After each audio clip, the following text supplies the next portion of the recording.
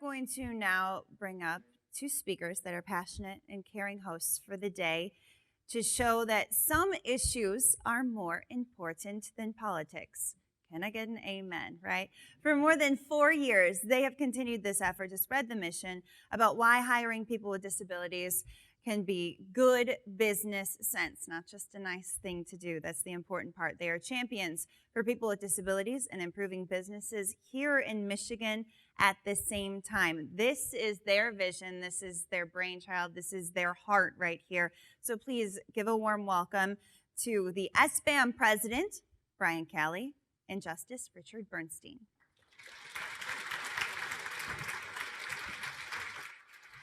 I'm going to walk across the stage to the seats.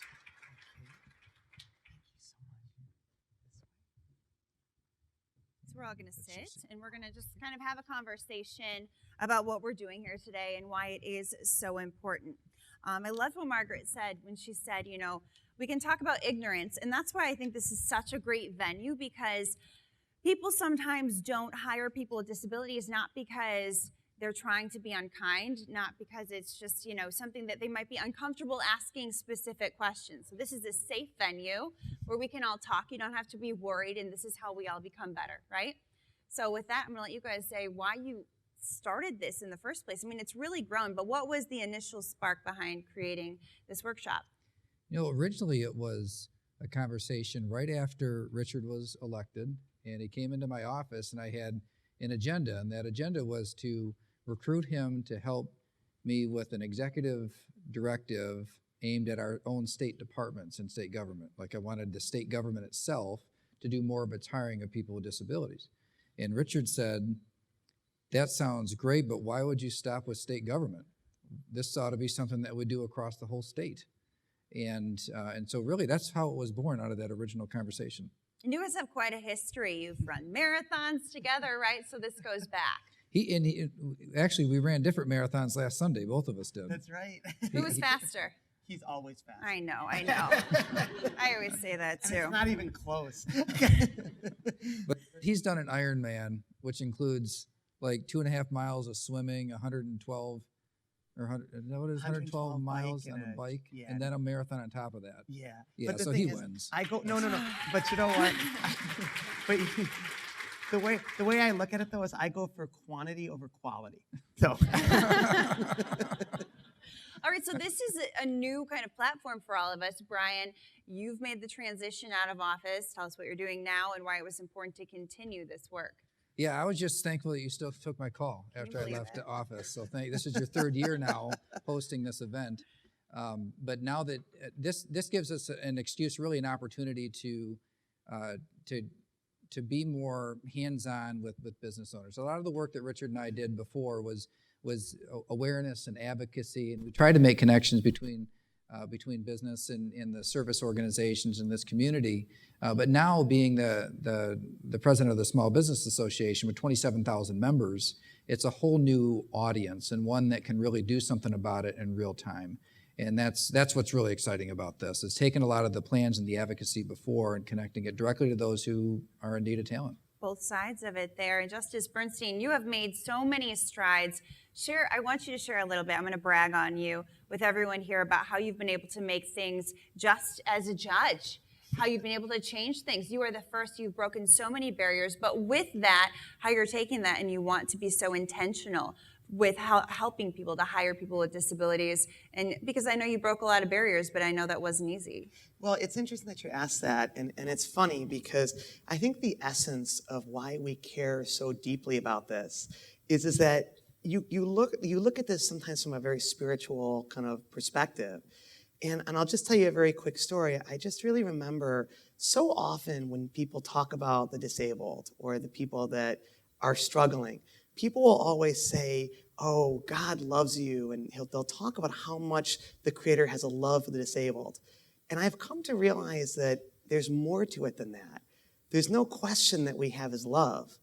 What I think it really comes down to is that for those people here today that are struggling or facing difficulty, I really think that God needs us. He needs those who know struggle, hardship, pain, and difficulty, because it's those people who have an understanding and an appreciation of the beauty of the human spirit.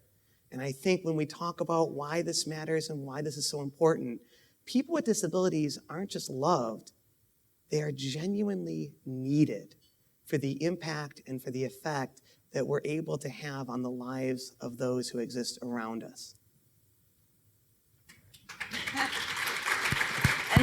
And that's why we're all here today, right? Giving people the ability, taking that pain that you felt, turning it into power, and then channeling that into people who are here. Brian, with the Small Business Association of Michigan, we've worked with Consumers Energy, Meyer, and then also some smaller businesses here as well. How do you see this working in the large to small scale? Because it's probably a little bit different, right, in terms of how they can impact people. We're seeing more and more examples of larger companies getting into this, but also smaller companies. And you'll see that whole profile today. So there are a couple of small business profiles or spotlights that we're doing today where Justin Kane on the one end, a small business owner himself, who has a disability and also is active in helping people with disabilities find employment and has another employee with a disability. But he's running a business and is a sustainable business. And so I'm really excited for him to share his own personal story. And then also Jenny Brown from Dutton Farms, who has a sustainable business model, which creates all kinds of opportunity for people with disabilities. And so what I want to do is open the minds of the small business owners that this is, we're not talking about charity here, we're talking about sustainable business practices, good for your business, great employees who will lift the culture and work hard and longer longevity on average than the general workforce, that there's all kinds of advantages. So we learn about that in some people that can get beyond just the philosophy of it and tell a little bit about how they're doing it. And then, but then we'll also hear from Greg Pollock, who is the Chief Accessibility Officer for PNC Bank. And Greg I met him when he was here in Michigan, before he went big time. And thankfully he still takes my calls too, but but Greg is deaf, and he is giving our keynote speech today at lunch. And it's really so you're going to see two things out of that, right? I want to shatter expectations about what a person with a disability can do, because normally you'd think, okay, well, if a person has a hearing disability, that they can't give a keynote speech then, except for Greg is going to. And then, but then also he'll talk about some of the things that he's doing to change both the customer experience and also the employee experience at the bank. So I think we're going to see the whole spectrum today. The one thing you said that I think is so important when I tell people about this program is so many people think charity. They think this is the nice thing to do, right? But you were talking about how this can be profitable. So as we're going into this day and we're setting up with all of these workshops and people have questions, what's the mindset? What do you want them to know and to think about as we go into all of this? You can do this, right? This could be the answer to the talent woes that some of our businesses are having, and also to hear some of the testimonials from other companies that are already doing it. That not only are you getting employees, but you're getting very loyal and dedicated employees. The longevity of these employees tends to be very, very long, very high, but it's in addition to that, there's a work ethic and a tenacity. I was talking to another small business owner last week or the week before last, and he was telling me that in his restaurant where he has an employee with a disability, he said that anything that needs to be done, this employee is right on top of it. And makes it happen. And he said, Brian, I got to tell you, I'm just not used to that. Right? I've been running this restaurant for a really long time, and I'm just not used to employees as dedicated and as on top of things as this employee is. So he's a real believer. I think I'm kind of cutting out here. Maybe I could grab a. And also, thank you. What's interesting is that it's also the idea of resilience and strength. And I love what Brian said. It's so true. It's that when you have a disability, there's just this resilience there's this incredible strength. You're used to challenge, you're used to struggle. There's something really important in life when you come to understand struggle. Not just work, but struggle. And anyone who goes through struggle has this kind of eternal power that exists within them to basically do what needs to be done. And as a disabled person who really had to fight hard to be given a simple opportunity, what always happens is that when someone just gives you a chance, you work so hard because it means so much. Is there anything that you've gotten feedback from, any people that you've spoken with as a result of these workshops that have really either their businesses changed or employees whose lives have changed because they've been given a chance? One of my favorite stories is about a company that has a warehousing operation, and they were having a hard time finding high-low drivers. And they really wouldn't think about people with disabilities to drive high-lows, and it was just the nature of how they saw that job, or how other people have done it before. So one of the requirements is that you have to test the horn before you start driving the high-low every morning. And so they wouldn't consider a person who is deaf because, well, how are you going to test the horn?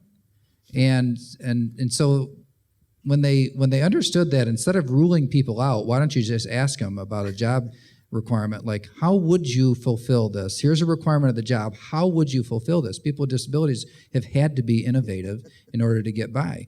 And so he said, I'll show you. And they went out to the high-low, and he sat down, and some people walked by, and he honked the horn, and the people were like, whoa.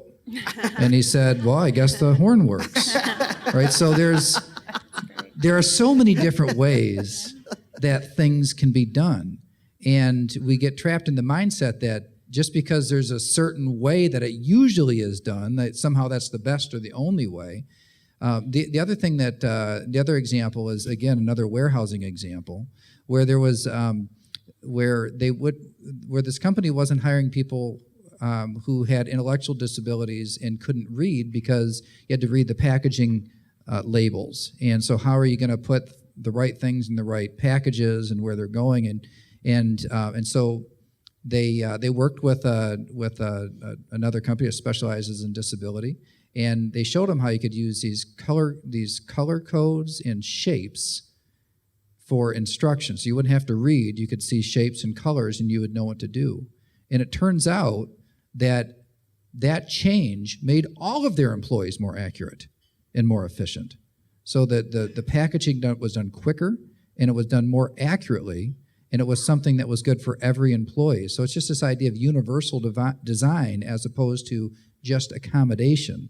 And so as we learn more and more about these things, most of the accommodations that get made, they tend to be things that help out all the employees. All right, fantastic. You said, Justice Bernstein, it's a good way to start the week, right? Isn't it a great way? And I'll tell you, just one thing to just kind of add really quick is that I think what Brian's getting to is the idea of life experience. And I will tell you, as a judge, that is the most critical element that goes into things. It's not about your academics or your intellectualism or your ability to research and to write. It's about having an understanding and appreciation of human nature. And I think when you have people with different perspectives, like those with disabilities, whether it's a judge or whatever the capacity of that person's going to be in terms of whatever they're going to be doing, what you tend to find is the greater the life experience, the more meaningful the life experience, meaning the harder the life experience, the better that person's going to be, because they're going to have an understanding and appreciation of the world that comes with the way that they were created. And I think that's the most extraordinary and beautiful thing about doing this.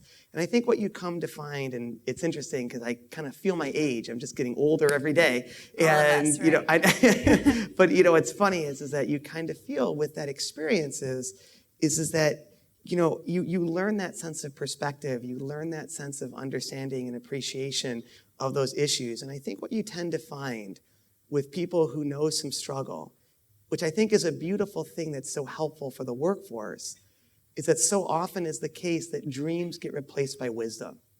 And often when you have someone who has the more experience or the more difficulty in life, the more they're able to empathize, understand, and relate to others, the harder they're going to work because they realize that they're part of something bigger and grander than themselves.